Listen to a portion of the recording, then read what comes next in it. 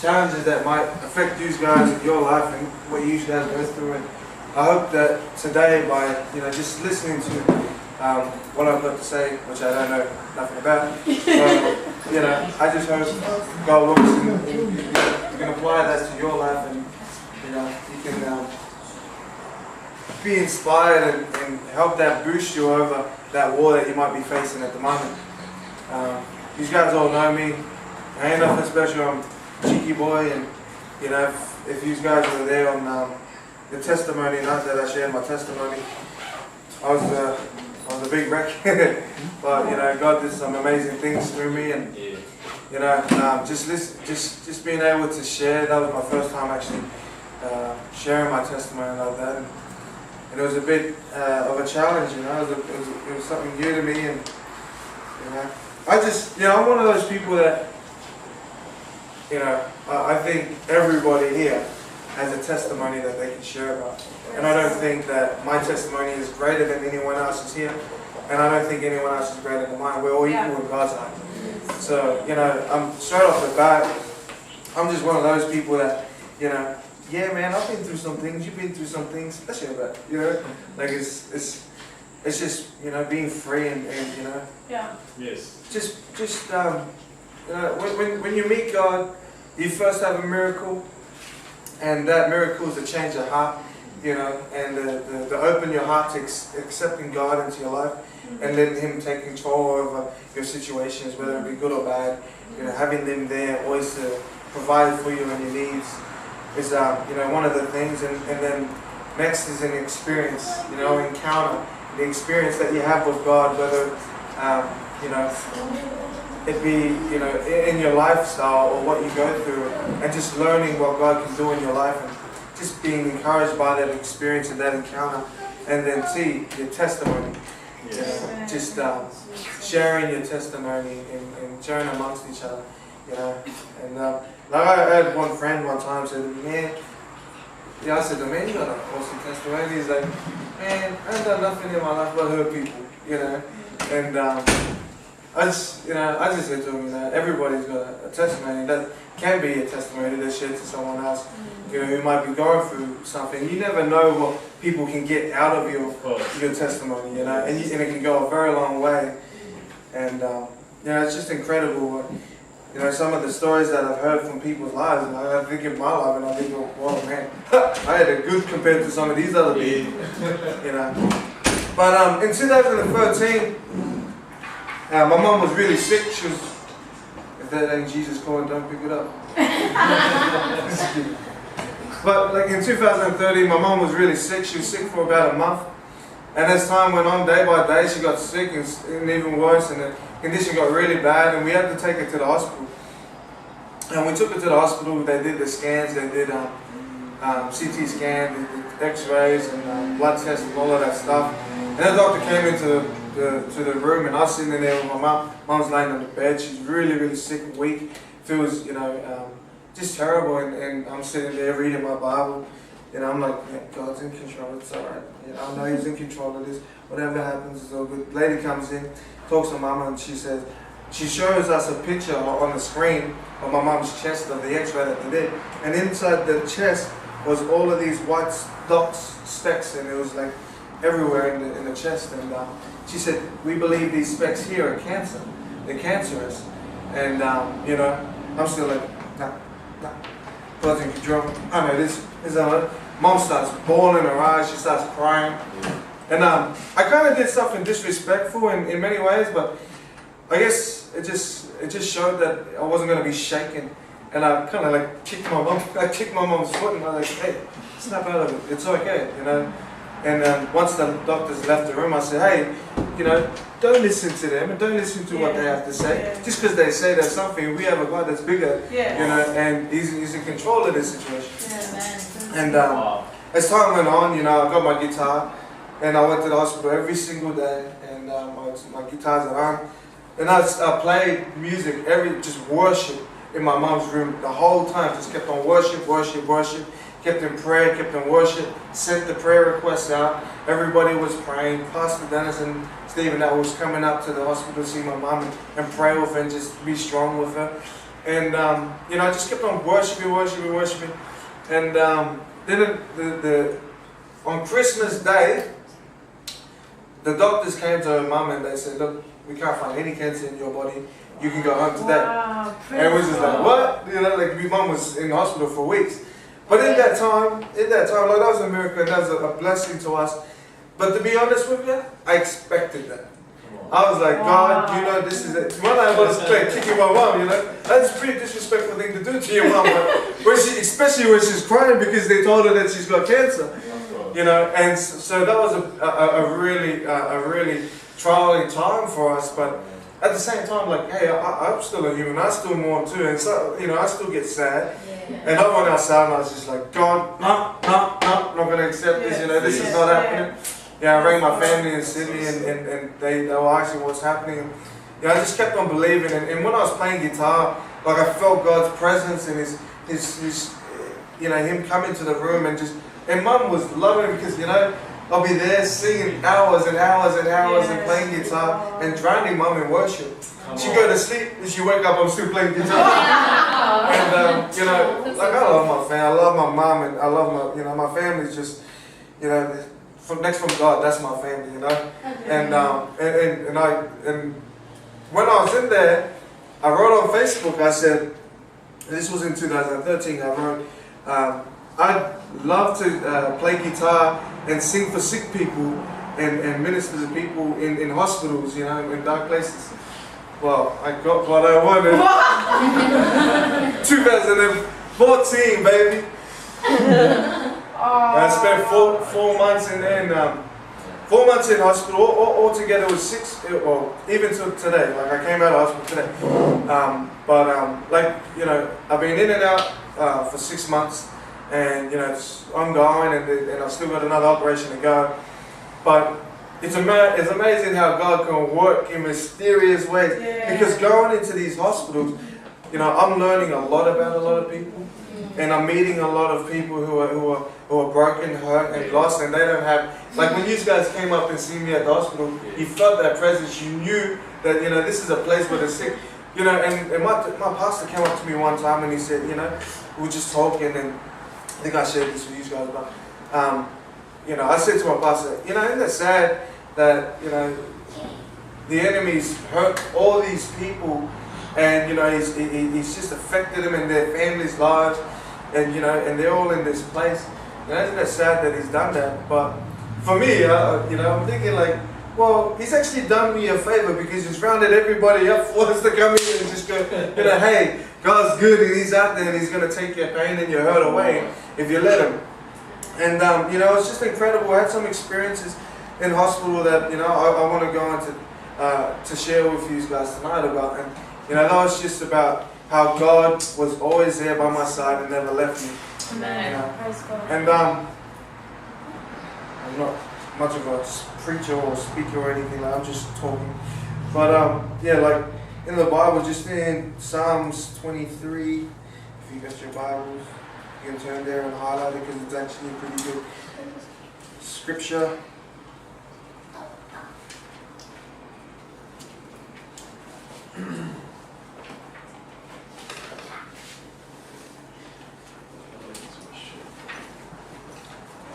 But in Psalms 23, verse 3 to 4, it says, He refreshes my soul. He guides me along the right paths for His name's sake. Even though I walk through the darkest valley, I will fear no evil. For you are with me, your rod and your staff, they comfort me. So God was with me through those struggling times and through everything through my whole life. Even when I haven't realized, you know, that He was there, you know. And sometimes we pray about things and we're just like, God, why aren't you answering me?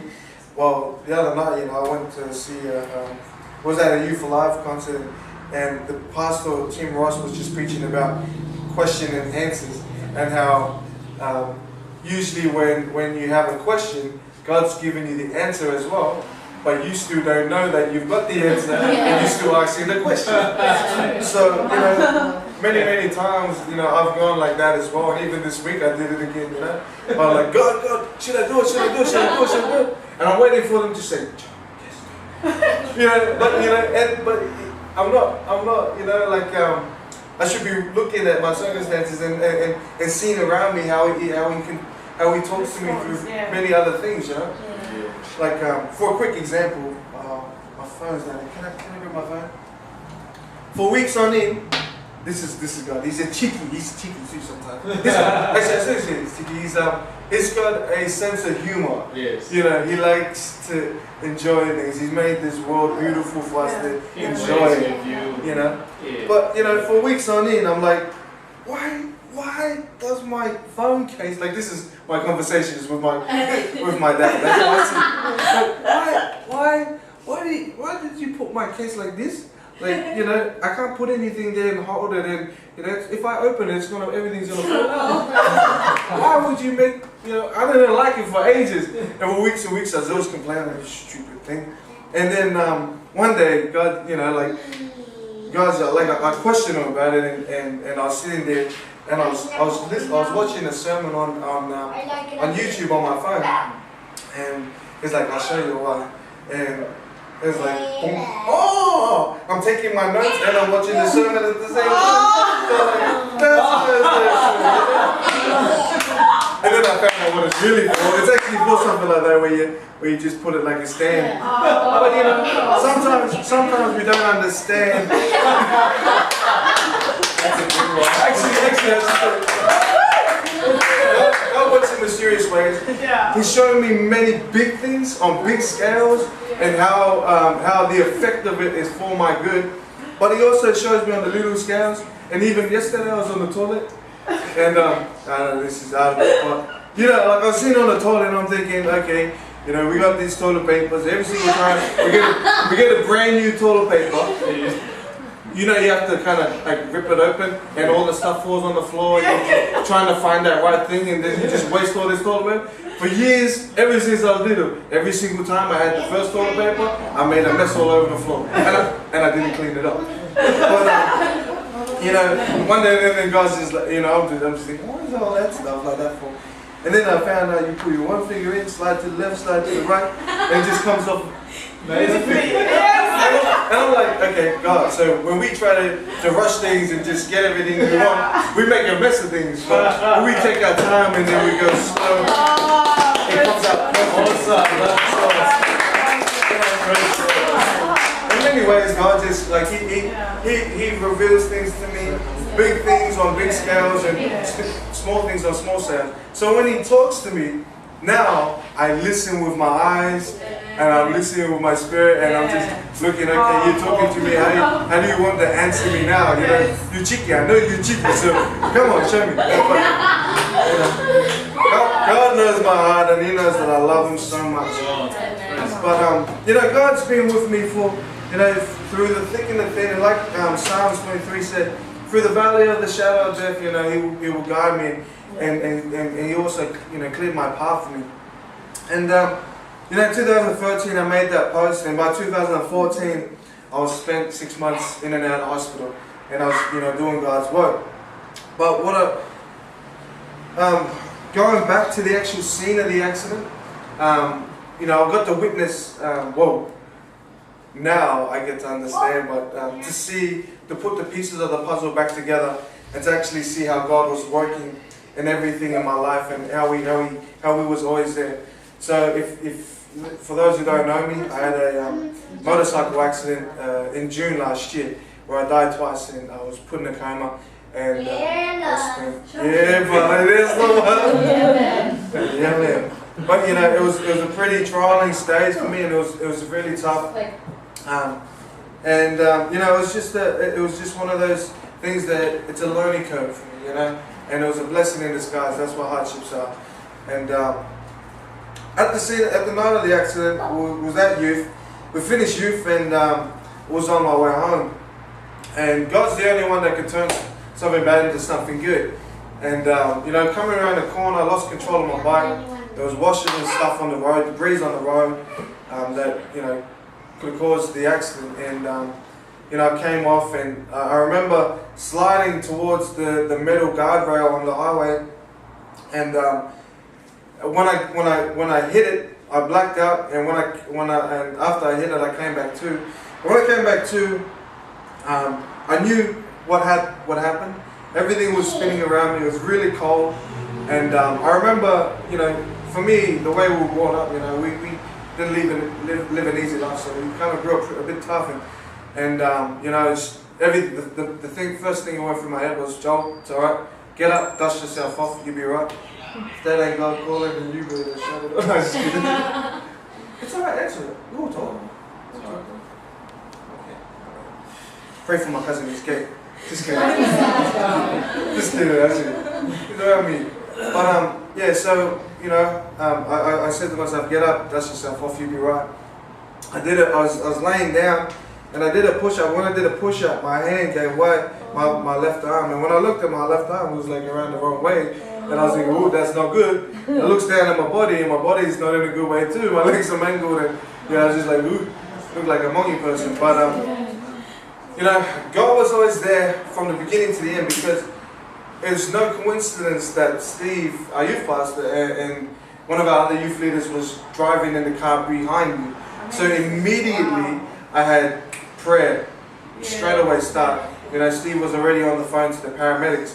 Prayer began then. You know, he woke up the pastor of the church, you know, and youth members, and we sent Facebook, they sent Facebook messages out, and everybody was praying, you know, and God was there. And God was so good that He sent, a minute after they rocked up, He sent the head triage nurse of the emergency department from Logan Hospital, was on her way home that same way, that same time, and a minute after the accident, she rocked up. And she tended to me. So God was amazing, and He always kept His hand on me and kept me covered. And they prayed, and you know, they lost me a couple of times, and they revived me. And but after seeing my body mangled and stuff, for me it was very hard to breathe. It started like taking a big deep breath and then gasping for more breath. That was what it was like to breathe. And I came to a point in my life I had one decision to make, and that decision was, you know, well, hey, what am I going to do? The last thing that I know the spirit of death because my brother died, and you know, my first friend died. I've had many people who are close to me die, and not anymore. Like, nobody's going to die here. But like, you know, I know the spirit of death, and I felt the spirit of death really strong on me, and you know, I said to myself, okay, what's the last thing that I'm going to do on this earth? And you know, I thought, I didn't even, you know, to be honest, I didn't think about the nice car that I had, the pretty bike that I crashed, or my house, or you know, my good job, all my money, all my possessions, you know, all of my Facebook friends and Instagram followers or whatever. You know, I didn't even think about my family, to be honest with you. The only thing that I was thinking was the last thing that I'm going to do on this earth is pray. Yeah. And I knew that this life here that we all live is a speck in time compared to the lifetime that we have after this life. Yeah. And that's eternity. It goes on forever and ever and ever. And it never ends. And I just wanted to make sure that I'm going to go to the right place. So the last thing that I wanted to do was pray and to make sure my heart was right with God. Yes. And I prayed, and well, I gasped, prayed. It was, you know, like, say a little bit, say a little bit, say a little bit. So, sorry guys, we'll wait for Freeman to get back. He's just taking his phone call. No, it's alright. Just kidding. But you know, like God was amazing, and you know, just to go through that and have, you know, that experience with God to really, you know, be in control of every situation was really heartwarming, and it was really touching towards me. And you know, from then on in, they told Steve, you know, this guy's not going to make it to the hospital, get his family. My family's, Steve rings my family. My family goes straight into prayer, crying and praying the only way. And then, you know, they told Steve to send him straight to PA. You know, we'll get him there.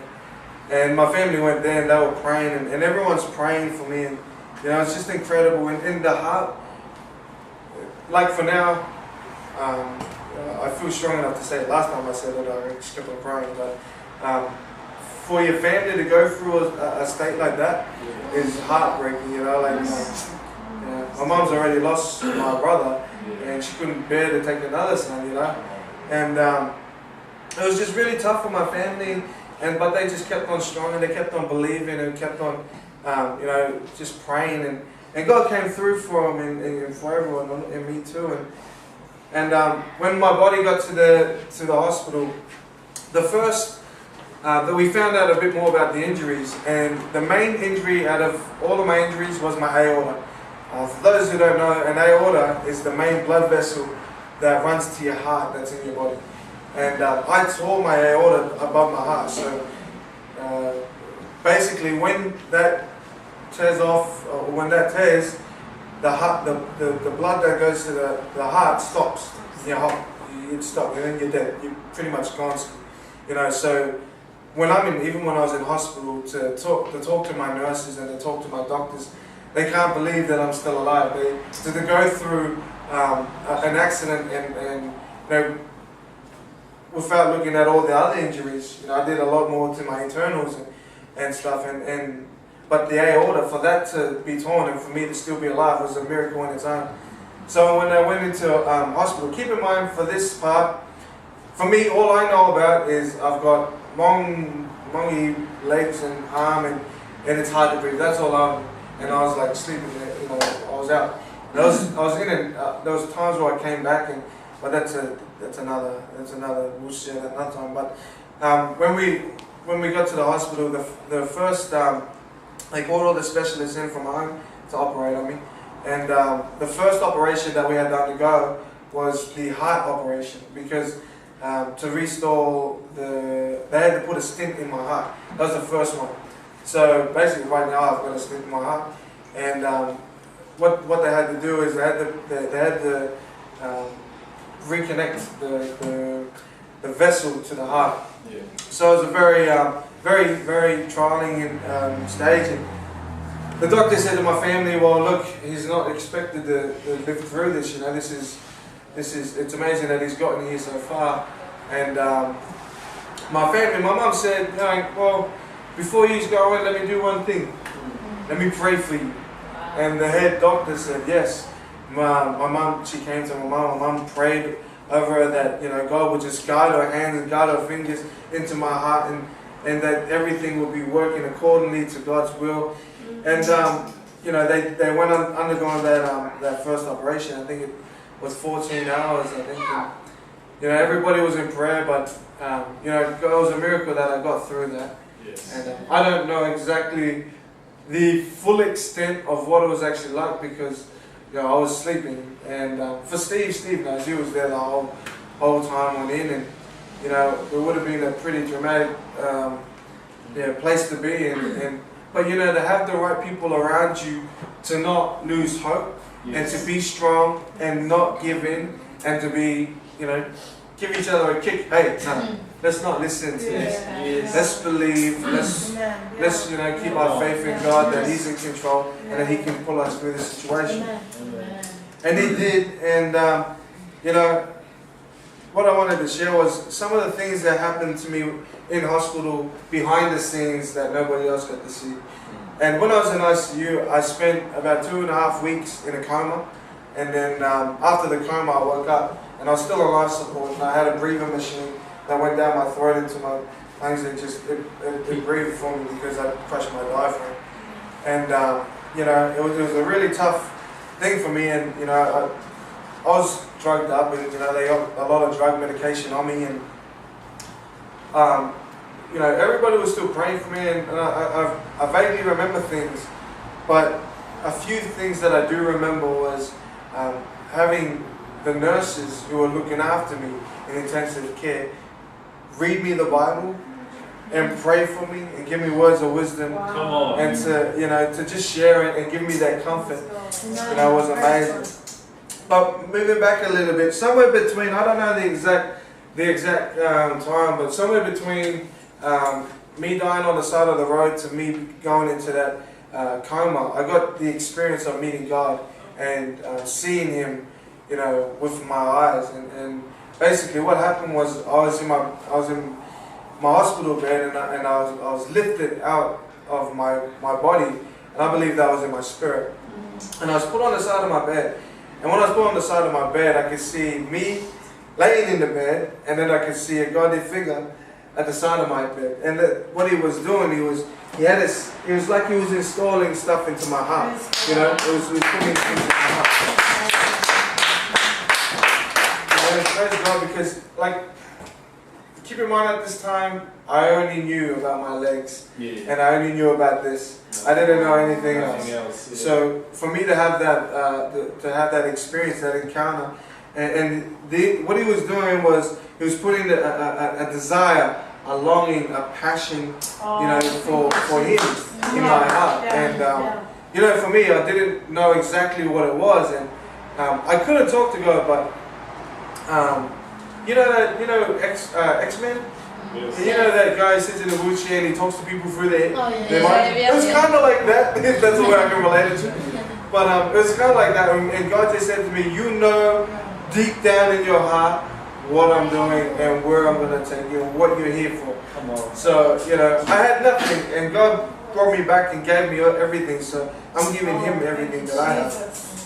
And I didn't know until later. And it was only a couple of weeks ago. last month, I think, that I actually found out, that real, because from then on in, it went months. I talked to Steve, I talked to our pastors about it. At first, to be honest, I didn't want to speak about it. Because I didn't want people to think, oh man, this guy, he might take him to the mental ward. But, like at first, like that was the first thing. And then I was like, nah, I can't. This is something that I've got to share. This is real, Yes. And I told Steve, I told our pastors and stuff. And it's just amazing. But I didn't understand. So every single time I shared about it, I didn't know what I was sharing it for. Because I didn't know exactly why he did it. Like all I peaked was, I'm here to do what we're doing now and to share and to prepare and go into the world and share the same love and acceptance that I found with everybody else. But at the same time, it was only last month that I found out that what God was actually doing was giving me a brand new heart, and he gave me a brand new heart to reach out to people. And some people look at me now and, like at the moment, I shouldn't be driving and I shouldn't be walking around. I should be sitting in my wheelchair. I'm not even supposed to be using them at all. But I'm using them at home, because of that other miracle, which we'll get to. But, like, it's amazing what God's doing for me. And a lot of people are just looking at me, especially my mom, because she's always worrying so much now. But she's all like, Joel, you're doing this, and you're doing that, and you're doing this, and doing that, you're going to hurt yourself. You take it easy, everyone take it. How can I take it easy when I got this brand new heart?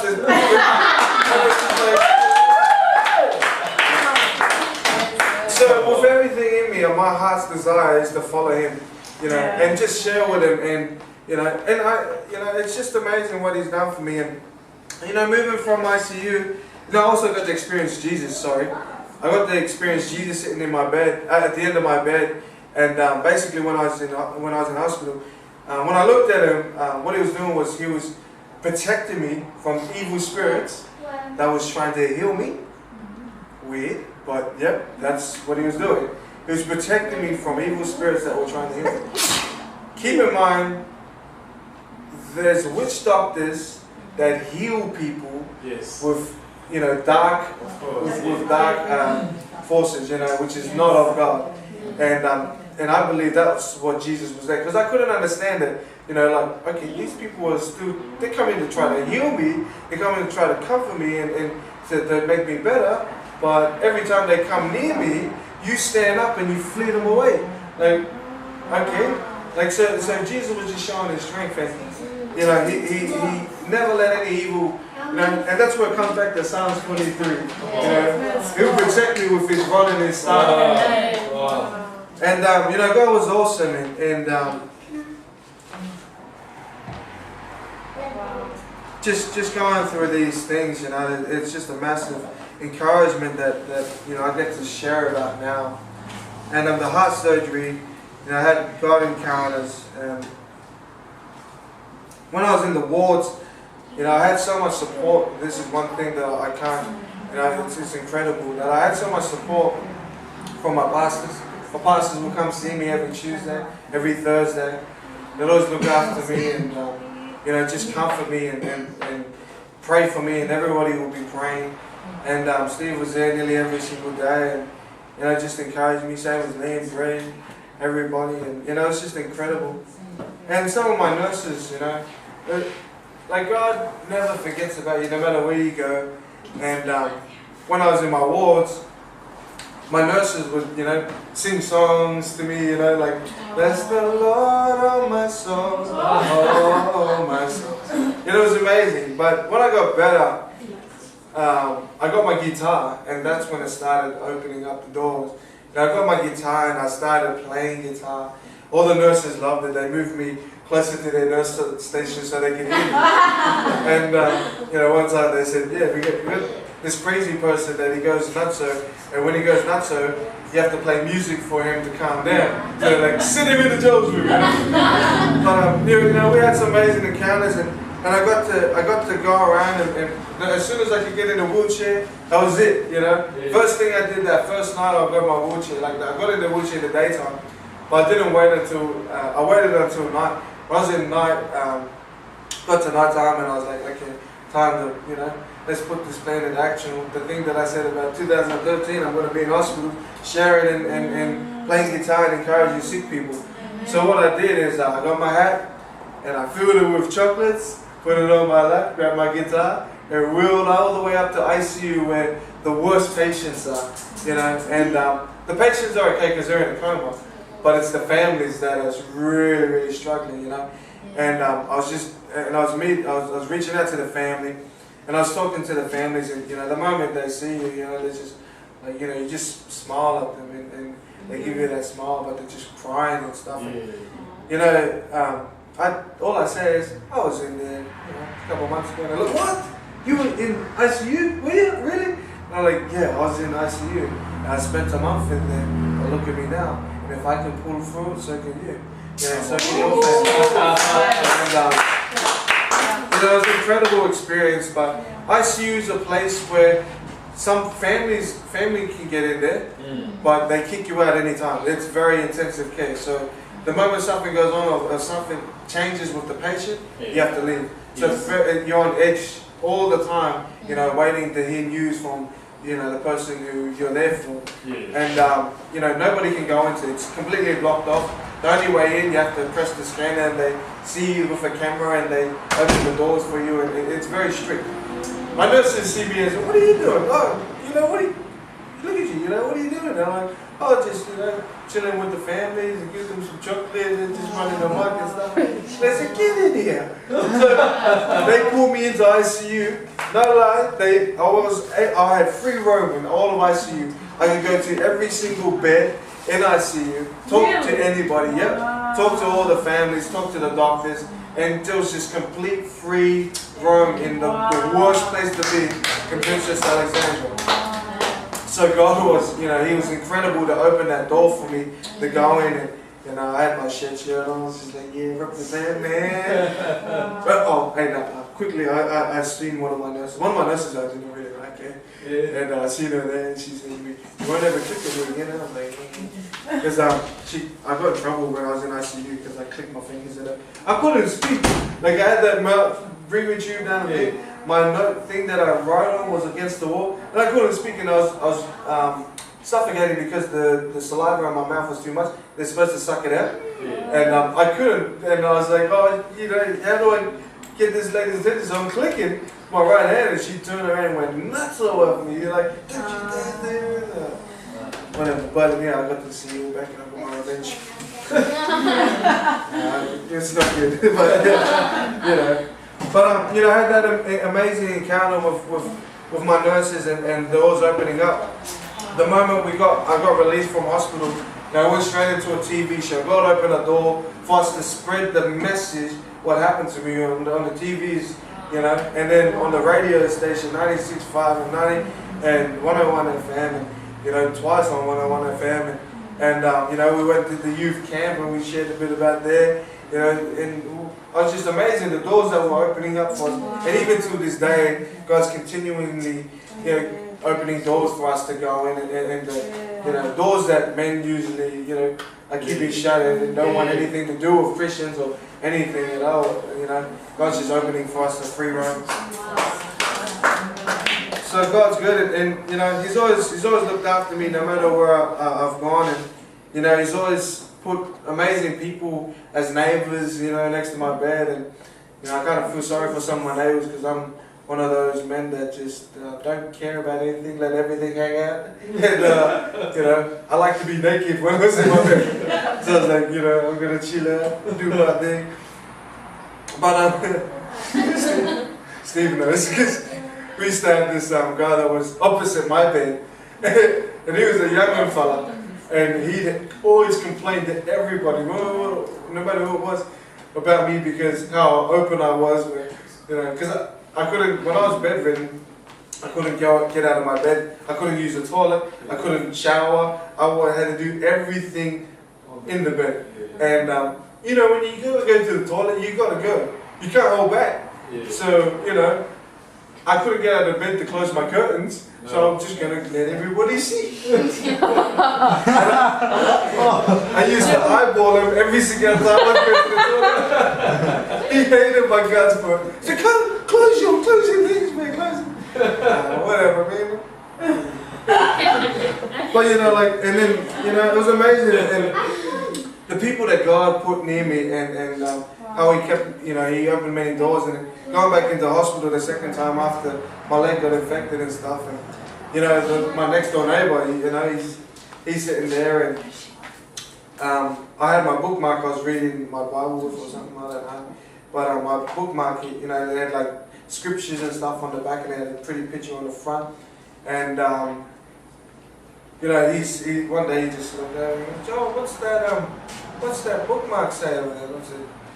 I said, it says a verse, and he told me the verse, and he told me exactly what was written. He was the one who actually made the bookmark, with the scriptures on it, and it I always had that. It was a normal thing for me to come across, meeting people who were believers in God and who could also encourage me and keep me on track and be able to to help me. And because when I was in hospital, I was learning my identity. Like Moses got sent, like Moses when he left the burning bush to go back into the desert to get to Egypt.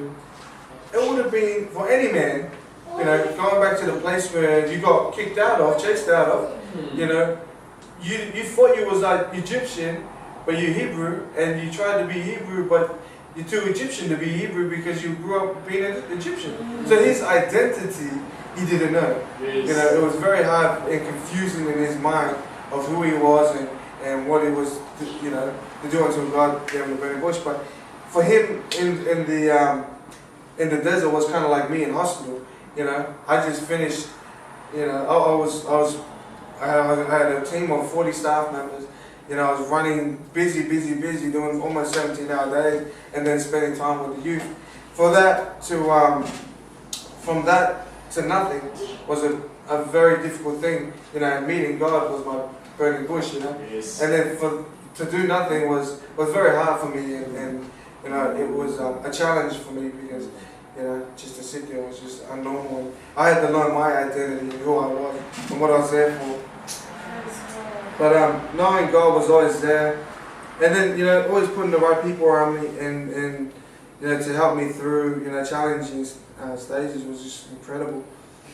But I'm just blessed to be alive, and I'm blessed to be here, and walking around and just doing what God has sent me back for, and that longing in my heart. But now I live a little bit differently though, because I know that next time if something goes on, I might not have that opportunity to say that final prayer again and to make things right with God. So now I live my life. I'm still cheeky, but at the same time, I'm not gonna run that risk of not getting that final prayer. But yeah, so God, no matter what happens to you, He's always there, and He's always going to look after you, and He's always going to protect you. Yeah. You might not know it, but God's doing something good for Yes. you. You know, you don't always get to see the seed grow once it's planted. You know, it's God works in the unseen, and He does many things for you in your life that you might not know until a later time. So, just keep your trust in God, and He'll always protect you no matter what. So that's how He's always protected me. That's what I had to say.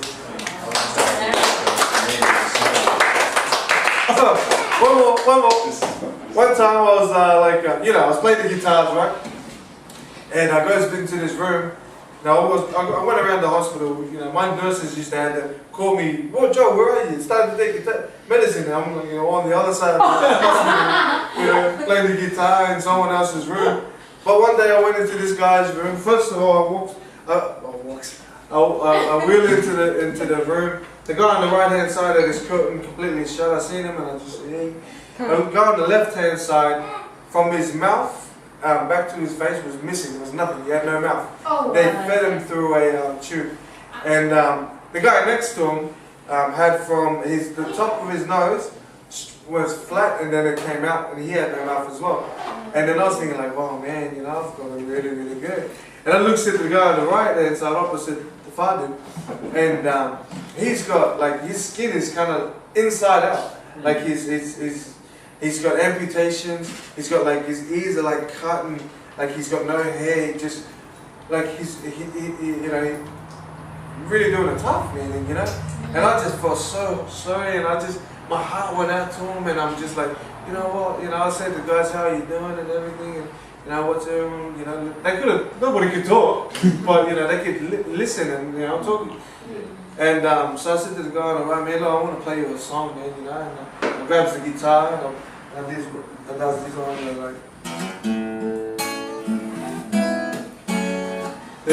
Tears in Heaven. And I sings them that. I sings them Tears in Heaven, and it was I was actually touched, I was so emotional and stuff. And I'm just sitting there, and after just looking at it, and then the nurse comes in and she goes, oh, what are you doing? And I'm like, oh, just playing this guy a song, he looks like he needs a bit of comfort and a bit of music to get him out. And he goes, oh, that's cute. But he's deaf, right?